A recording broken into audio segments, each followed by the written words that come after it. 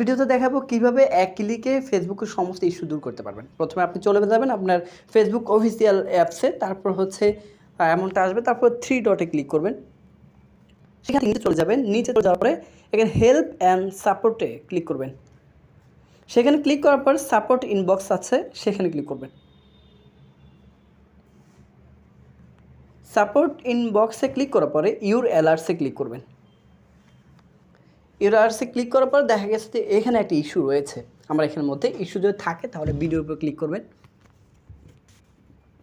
তারপর সি ডিটেলসে ক্লিক করবেন, তারপর কন্টিনিউতে ক্লিক করবেন, তারপরে কন্টিনিউতে ক্লিক করবেন, তারপর আবার কন্টিনিউতে ক্লিক করবেন, তারপর এখানে রিমুভ ভিডিওতে ক্লিক করবেন, কন্টিনিউতে ক্লিক করবেন, আবার ডিলিট ভিডিওতে ক্লিক করবেন,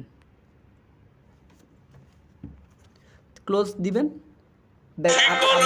আবার যদি আমি আপনাদেরকে দেখাই তাহলে দেখেন আমার এখানে কিন্তু ইউর অ্যালার্টসগুলো নেই, অর্থাৎ কোনো ধরনের ভায়োলেশন নেই। এখানে নো ভায়োলেশন দেখাচ্ছে।